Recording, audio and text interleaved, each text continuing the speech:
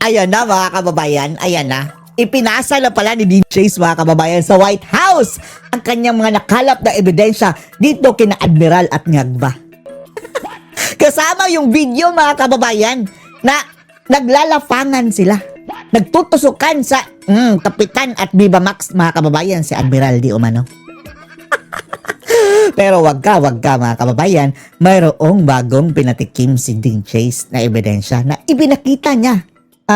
Ipinarinig na lang muna mga kababayan. Hindi pwede ilabas lahat mga kababayan agad-agad eh. Eto, pinarinig niya mismo mga kababayan yung usapan ni na Mr. Tubig, ni na Bangag at ni Admiral.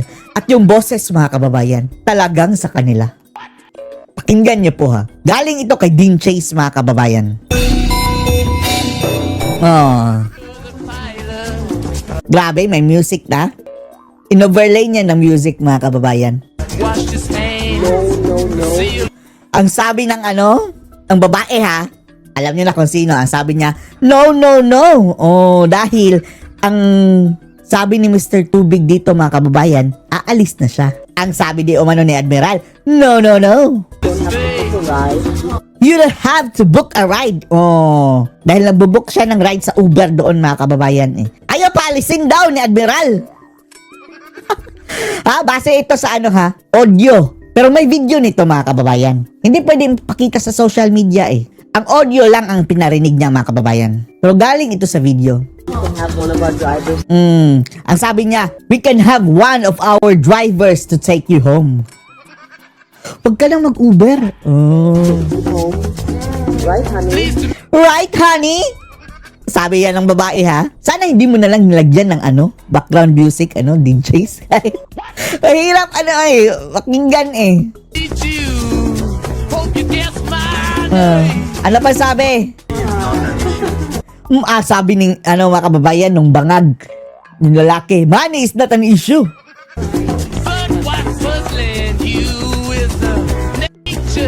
Just stay. Sabi ng lalaki, just stay. We'll have fun. We'll have fun. Yung boses, no? Tangag ba talaga mga kababayan, no? Yes, your pay will be as handsome as you. Ang sabi, yes! Tapos parang na-sensor mga kababayan, your pay will be as handsome as you. Sabi daw yan ni Admiral mga kababayan. Ang sabi ni Mr. Tubig mga kababayan, it's not that. It's just, I have an early appointment later today. Nagpapalusot na siya mga kababayan dahil tapos na daw ang dapat sana mga kababayan oras, time limit niya. Tapos gusto pa siya i-stay mga kababayan ng dalawa. Pero sige, ang sabi ni Mr. Tubig daw mga kababayan, but I can stay a bit longer. Ay! Dahil nakulangan pa daw siguro si Viva Max. Ay, nako. At eto ang explanation ni Dean Chase dyan mga kababayan. Na this past few days daw, nagtatago muna sila off the radar. Malayo sa social media at malayo sa mga kababayan, mata ng publiko. Dahil bakit din? At lately daw mga kababayan, marami daw, hindi na mabilang, ang nagtatangkang i-hack ang kanyang account. Ito ang kanyang ebidensya, Grabe, 1, 2, 3, one of the many mga kababayan na ebidensya na gusto talagang i-hack ang kanyang account. Facebook, Pero sabi niya, mga syunga sila dahil mayroon dang maraming mga kababayan, layers of encryption ang kanyang page sa Facebook at hindi ito basta-bastang mahahack. Kaya ang ginawa nila mga kababayan, ni-report na lang daw ang kanyang expose. Kaya naparusahan mga kababayan ang kanyang page. Tingnan nyo, ni-remove ang kanyang post dahil sa promoting harm, nudity. Yung mga kababayan, yung litrato ni Admiral. Na kung i-zoom in mo, kita ang kaluluwa ni Harry Potter mga kababayan. Skulo ni Viva Max. Eto, inappeal pa niya sa Facebook. Chak. Tapos, anong nangyari? So far, we have submitted the files to the White House. Paano na yan? Baka mahumaling si Trump. Paano makita ang Viva Max na katawan ni Jabba the Hutt? Paano ka makita ni Trump? Ha? Siya pala. Siya pala ang viral na first lady ng palaka.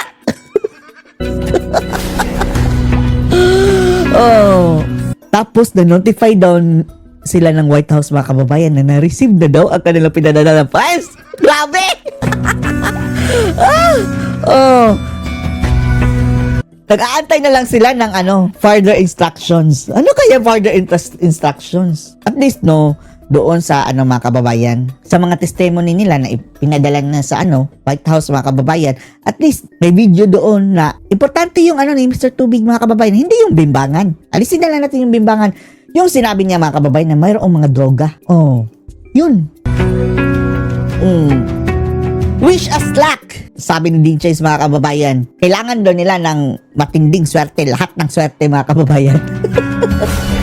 For now,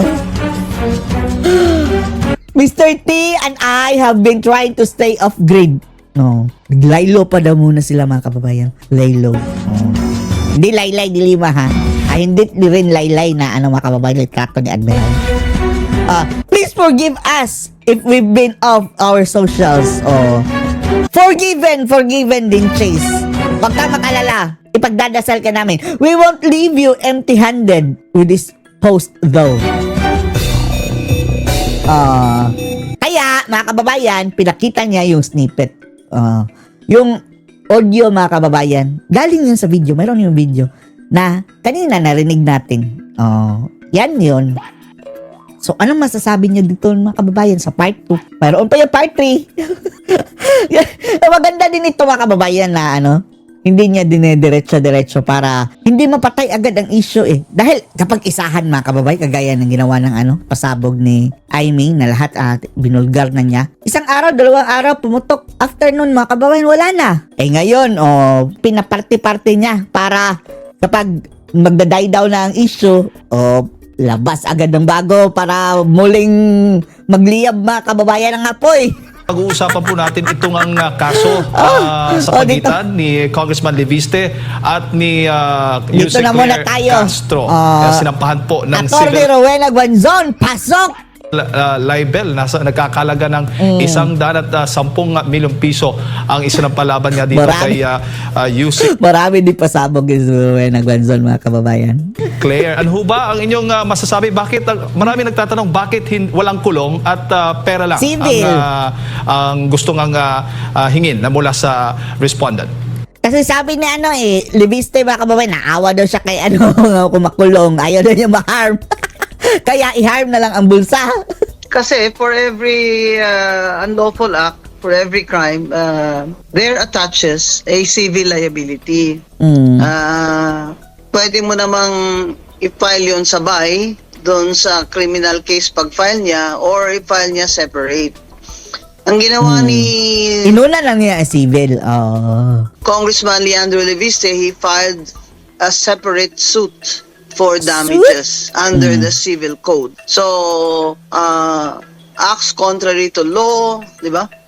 Opo. Good customs, yan ang basis niya. So, pero ang unlawful acts, yun yung unlawful acts constituting libel. So, number 1, identified si Congressman Leviste directly. Sinabi ang pangalan niya ni Castro. Number 2, nagsabi si Castro ng mga salitang nakakasira ng reputasyon at honor ni Congressman Leviste or accuses him of a crime. In this case, sinasabi ni Castro na syndicated estafa daw itong ginawa ni Congressman Leviste. Number 3, well... Sige, magsampa ka, Claire. Claire Castro, magsampa ka. There's malice.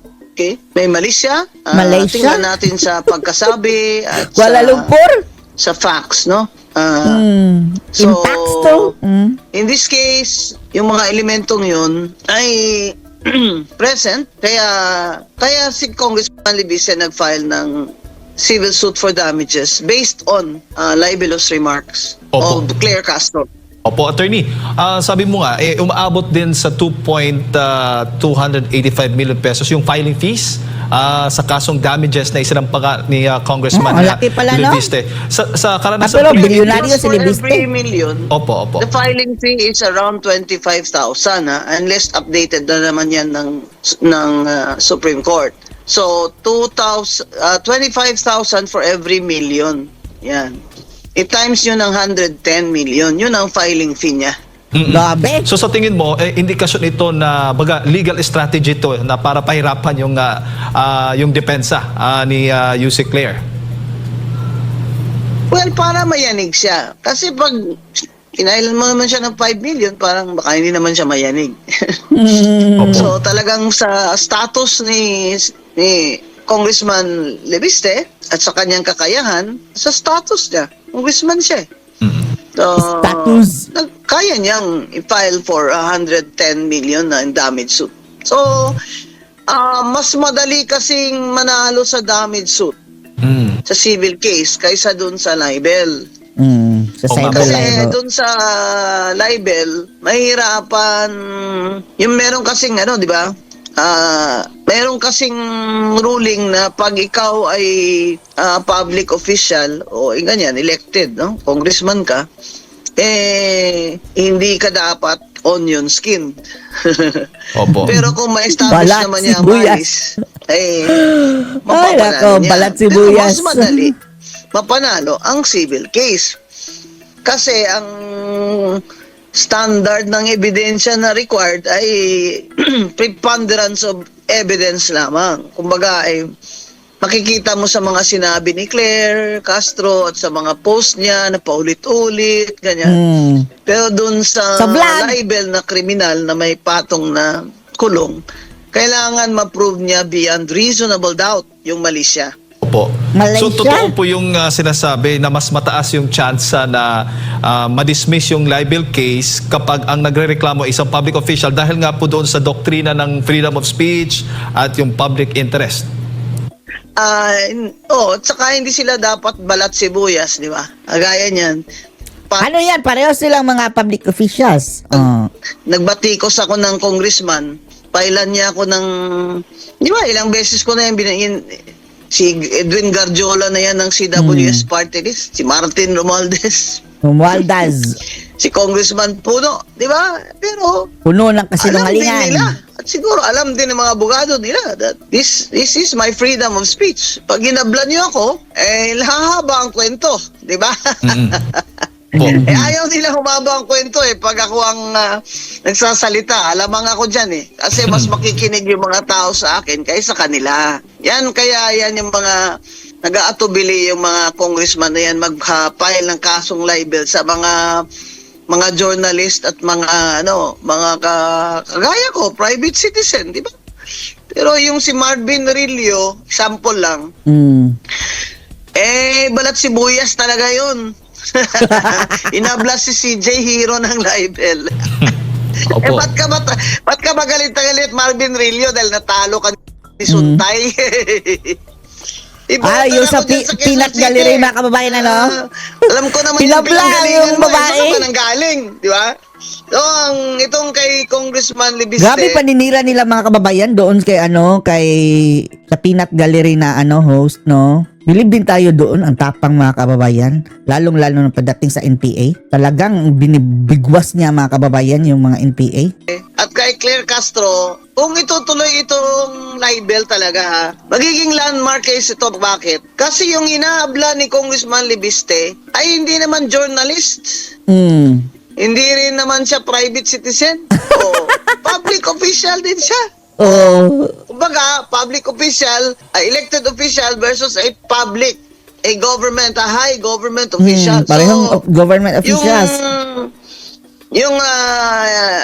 Kumbaga, ang expectation ng public kay Claire Castro ay iba kaysa expectation ng freedom of speech ng mga journalist. Kasi kay Claire Castro, dahil siya ay nagkakatawan, she's representing the president as spokesperson. Pag sinabi niya yun, may bayad na siya ng political color. Kumbaga, may mali siya. Opo. May manis. Balikan ko lang yung nabanggit po ninyo, attorney, na ito nga, sabi nga ni UC Claire, Auntie Claire, na possible na Auntie Claire. haharap po ng large-scale estafa itong si Congressman Leviste. Ano bang mga dapat patunayan ulit bago mo masabing may large-scale estafa po dito? Gawa-gawa niya lang yan.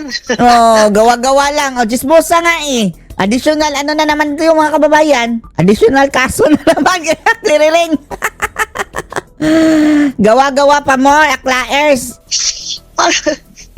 Hindi ko alam kung nag-practice talaga yun si Auntie Claire. Hindi ko talaga alam. Hindi ko Vlogger na lang daw siya hindi ko siguro eh. narinig yung pangalan niya kasi. Mas malaki na kita niya. And you know, I Sa vlog. practiced for 20 years before I became Commissioner of COA and COMELEC. I was in court almost every day. I was Mayroon nga yung kliyente pala dati mga kababayan, nagsisigaw-sigaw doon sa presinto. Parang talagang lukarit mga kababayan, a trial lawyer. I even have cases that I won in the Supreme Court. Di ba? The Anti-Vowsy Act, landmark case. I was the lead counsel there. Wowsy. Maria Rowena Guanzon versus Judge Rufon. It's an ethics case. Ito si judge pa kalaban, no? Auntie Claire, hindi ko ever narinig yung pangalan niya sa practice. Baka dahil siyempre younger siya sa akin. Pero kahit na younger, Younger ba? Ngayon lang naman yung mukhang tao mga kababayan eh. Nagbukhang atabs. Parang bumata siya ngayon na mga kababayan na naging Auntie Claire na siya, naging USEC na. Kumikita kabuhayan. Alam na dis. Ako naman sila sa husgado, narinig ko sila sa mga events ng mga legal profession, di ba? So, itong mga sinasabi niya, syndicated estafa, kumbaga suntok sa buwan yan. Suntok sa Paano yan buwan. maging syndicated estafa yung pagbibenta ng share sa isang kumpanya? At sino magsasampa? Yung binentahan? Hindi nga nagreklamo. Oh. Hindi naman bawal magbenta ng shares ng isang kumpanya. Ano ba? Kaya nga, negosyo yan eh. Paano yan naging estafa? Sinong inistapa nila? Gobyerno inistapa nila? Hindi, wala nga private nga yun mga kababayan, di ba? Wala nga transaksyon doon ang gobyerno, di kusing. Parang, pag pinailan pa niya ng syndicated estafa, idadamay niya si Manny Pangilinan?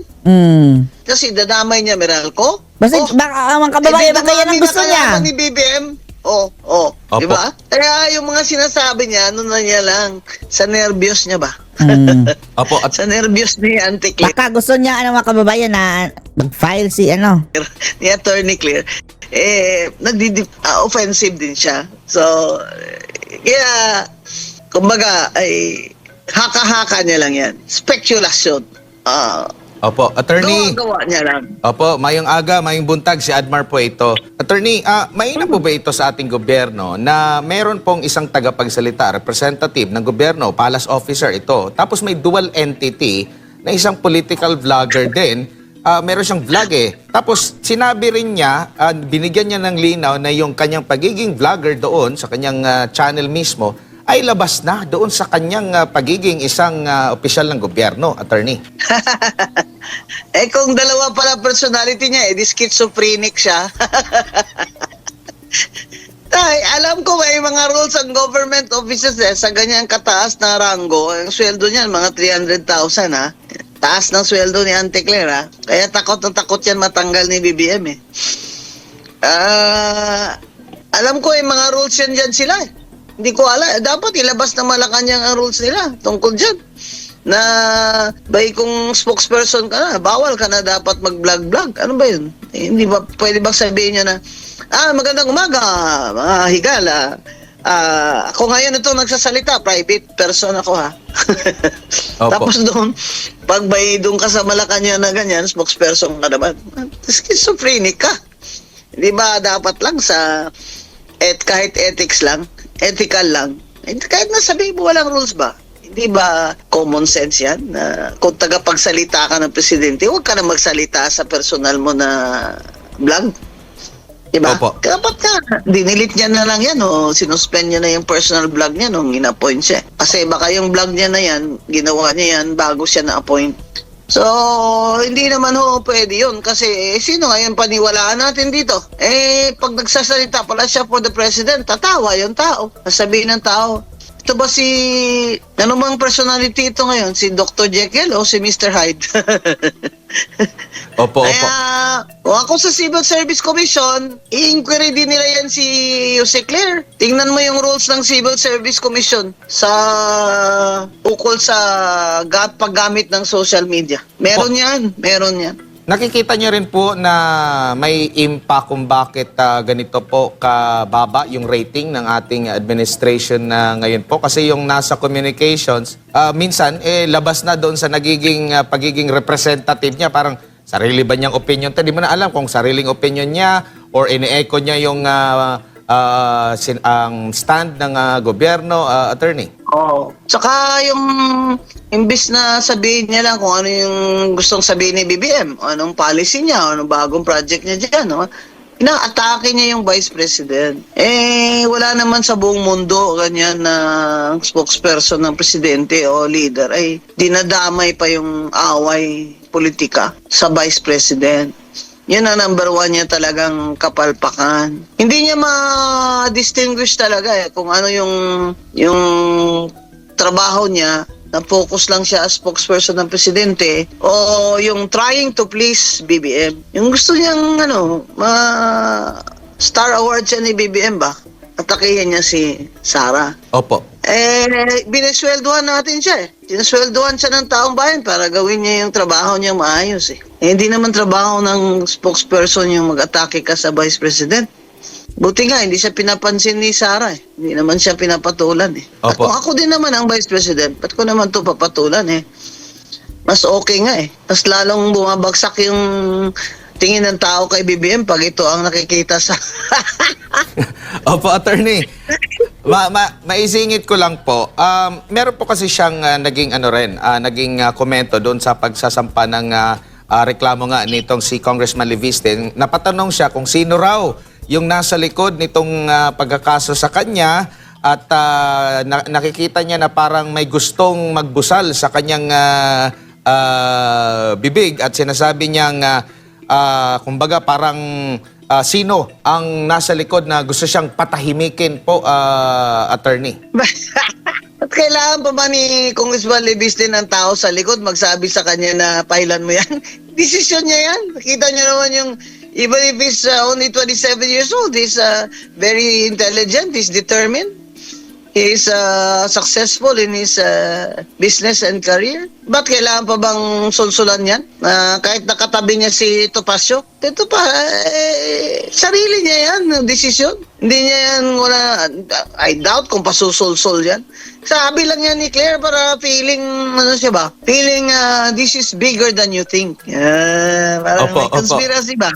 Parang para matanggal siya. Ayaw ko nga matanggal yan si Auntie Claire. Kasi si Auntie Claire, entertainment natin yan. Ayoko yan siya matanggal. BBM, wag mo yan siya tanggalin. Kasi everyday nakikita yan ng mga tao, natatawa yung mga tao sa'yo, BBM. Kaya gusto ko, steady lang dyan si Auntie Claire. Pero attorney, nung pinapili siya kung sino yung gusto niya makadebate, kayo raw po ang gusto niya makadebate sa inyo ni Professor Malutikia, attorney. Kasi nasita na siya ni Malo Ako, hindi ko pa siya na bardagulan. Opo, attorney. Gusto niya siguro na curious din yan siya sa akin. Kasi she's a lawyer di ba? Yung mga lawyers, ang tendency din, debate ka sa akin, mag-lawyer ka muna. Pagaya ng isa, gusto mag-debate sa akin yung, gustong banat-banat sa akin na lawyer na bakla. Oy, marami akong kaibigan bakla Pero itong lawyer na ito, parang hindi naliligo. Gusto niya ako mapakipag-debate sa akin, pero magdadala daw siya ng bodyguards. Ngayon, si Attorney Claire, gusto niya ako kasi nakikurious siya di ba? Attorney siya abogado siya So, nakikurious siya kung paano yung tagisan namin ng argumento, di ba? Pero hindi ko na papatulan yan si Attorney Claire kasi inabla na siya ni Congressman Libiste. Opo. Marami na siyang problema ngayon. So, Opo.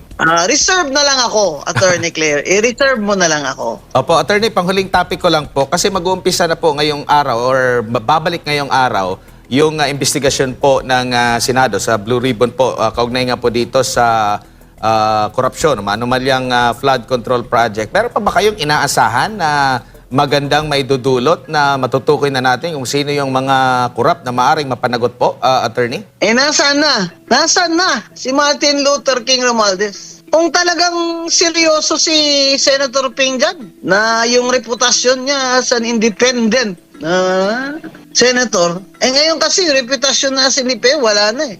Ang mga tao nagsasabi si Senator Ping ay pro-BBM na eh. Pero kung gusto niya na talaga mapatunayan na ang Senate Blue Ribbon Committee ay it has balls, dapat tawagin niya rin si Martin Romualdez at si Sandro. Para matanong naman siya ng mga senador na hindi kakampi ni BBM. Kasi yung ICI, tingnan nyo nangyari. Matagal ko na sinabi, inutil yan. Kasi lahat naman ang gawa ni Bongbong Marcos, hindi niya yan gagawin kung wala siyang instruction na isalba, na huwag idama yung anak niya at saka yung pinsan niya. So, ano nangyari? Nagsiresign na yung lahat ng mga ICI dyan. Kasi after Sandro answered questions there, parang sabi nga ni former Secretary Singson, hindi inasahan ni Sandro na ganun pala kadetalye yung mga tanong sa kanya. Nung ganun na kadetalye yung mga tanong sa kanya, nag-invoke na siya ng kanyang request or right na executive session, hindi na open to the public. Isa pa to eh. Like father, like son itong Sandro na to kay BBM eh. Talagang tingnan mo kung makaasta, alam mo kung sinong marunong. Pati ako hanggang katon niya pa ako magbasa ko magdebate sa konstitusyon. Kagamay-gamay nga tao, bro. Perte katikalon. Ayan, yung Senate Blue Ribbon Committee na yan, bibilib lang kami sa iyo, Senator Ping Lacson, kung ipatawag mo, i-require mo under pain of contempt si Martin Luther King Romualdez at si Sandro. Kasi hindi ako naniniwala. Nagawa lang yun ni Saldico na hindi utos ni Romualdez. Lahat ng gawa ni Saldico as appropriations chair, utos ni Martin Luther King Romualdez. Yan ang talagang totoong makapal. Kasi meron pa siyang mga media propaganda ngayon na ang pera daw ng taong bayan na hindi dapat ibulsa. So, excuse me, asawa mo si Yeda Romualdez, ginawa mong chair ng accounts nung speaker ka. Ano ba ibig sabihin nun? Kuntsaba kayo. Grabe kayo, walang hiya-hiya na kayo. At si Yeda Romualdez, pang 4th term niya na yan. 3 terms as district congresswoman, nag-4th term as Tingog party list. Sa Constitution, di ba, sinabi ni Justice Carpio, Constitution does not distinguish kung party list ka o district representative, 3 terms lang. Ito namang si Comelec Chair Garcia, parang hindi namang veteranong election lawyer. Nung nangyari sa'yo, Chairman Garcia, nung nag-appear ka dyan sa division ko, tino mo abogado. Galing-galing mo pang pag-argue. Pag na-corner na kita sa argumento, inaamin mo naman, di ba? Tapos ngayon, alam mo na may constitutional prohibition sa 4th term. Pinoclaim mo pa. Inalaw mo pa yung substitution ni Yeda Romualdez after a wholesale na resignation. Rowena Guanzon pala hindi pwedeng mag-substitute dahil nag-resign yung mga nominees. Pero si Yeda Romualdez pwede pala. That's already a Supreme Court decision ng P3 PWD party list na decision. That should have been already the established guideline na walang wholesale na resignation ng nominees bilang pagpalit ng mga nominee. Pero inayagan ni Chair Garcia. Tapos pinoclaim pa kahit fourth term na niya. Ito talaga kung may winner talaga, may beauty queen sa kakapalan, ito si Yeda Romualdez. Opo. Attorney, siguro huling mensahe, ang paalala po ninyo, ano bang pinakamahalagang paalala po ninyo sa publiko habang hinihintay po natin yung katotohanan at yung hustisya para po sa bawat isa? Ang gusto natin, may makulong na malalaking tao kagaya ni Romualdez at kagaya ni Sandro na dapat imbestigahan nila at i-refer din nila sa ombudsman. Bakit yung mga project doon sa Ilocos Norte ay naggiba-giba na after so many years lang sa standard. Oh. Yung mga ghost projects, sa akin ha, hindi naman pwede yung mga regional director dyan, hindi sangkot. Kasi yung mga regional director niyan, they got smart. Nakita nila, abay, bakit naman itong projects mga congressman lang kikita sa kickback, paano tayo? 5% lang tayo? Hindi na. Dapat, atin na ito. O, pag walang nakikialam dyan na congressman o senador, yung regional director na mismo at kanyang district engineer, ang siyang kontraktor, gumagawa sila ng dami ng mga kontraktor. Yan ang nangyari dyan sa Bulacan na yung mga hindi established na mga kontraktor, siyang nanalo sa bidding. Pwede bang mabayaran yon at ma-accept ng DPWH ang project na ghost? Kung hindi kasabwat ang regional director, bakit hindi nyo sinasama yung regional director dyan at district engineers sa mga kaso nyo? Kay Rebilla, kay Jinggoy, may napapansin ako puro yata Sara Duterte itong mga ini-implicate yung senador kaya nga ninyo tinalo si Bong Revilla diba? Chairman ng Lakas, saan ka makakita? Talo pa? Taas sa rating, talo pa? Anong kayang miracle kababalaghan ang ginawa dyan ni Martin Luther King Romualdez? Dahil sala sa lamig, sala sa init, si Bong Revilla. Kaya sabi nila, hindi, Sara Duterte yan. Tanggalin na natin ngayon. Mas mabuti pang manalo yung iba. Kaysa dyan. Kasi iyan ang pinakamalaking tao na gusto kong makulong, makitang makulong yan si Romualdez. Yung si BBM naman, talagang hindi ka naman talaga makukulong dito kahit tumanggap ka, sabi ni Saldico, ng 25 billion na kickback Kasi ikaw presidente. Sige, hintayin namin na hindi ka na presidente. Kaya ako, yung kalusugan ko, inaalagaan ko Kasi pangalawang Ferdinand Marcos ka na talagang with all my strength and with all my mind, with all my passion, talagang kinakalaban ko to yung Ferdinand Marcos. Kaya yan si Sandro, asa ka pa. Naboboto pa mga tao sa isa pang Marcos after this? Sige, tumakbo ka senador. Sige, dayain nyo. Para manalo ka. Tingnan natin. Sige, Sandro. Martin Romualdez, tumakbo ka senador. Tingnan mo. Para maramdaman nyo ang galit ng tao. Mga kababayan, huwag po tayong huminto ng ating protesta at pagdemand na dapat makulong si Martin Luther Romualdez. Kasi siya po talaga ang nag-mastermind yan with the consent, approval, or tolerance of Bongbong Marcos, his first cousin. Wala na po ang ating ekonomiya. Ang dolyar halos 60 na. Ang mga bilihin ay hindi na kaya na mahirap. At ang mga pagkain natin ay napakamahal. Sinisikil pa yung mga nagbabatikos sa gobyerno ni BBM. Kaya 3 taon pa po na parusa ito ni Bongbong Marcos sa atin. Huwag kayong maniwala sa kanyang mga propaganda. Kumbaga, itong si Bongbong Marcos ay lame duck president na. Kaya yung mga congressman na yan, ayaw na ng impeachment part 2 ni BP Sara. Wala na silang gana kasi wala na silang allocables. Ayaw na ni Secretary Dizon na sa kanila manggaling anong proyekto gusto nilang ilagay. Gusto sa LGU na manggaling. At according to a development plan. At wala na rin silang insentibo. Wala na rin silang ayuda-ayuda.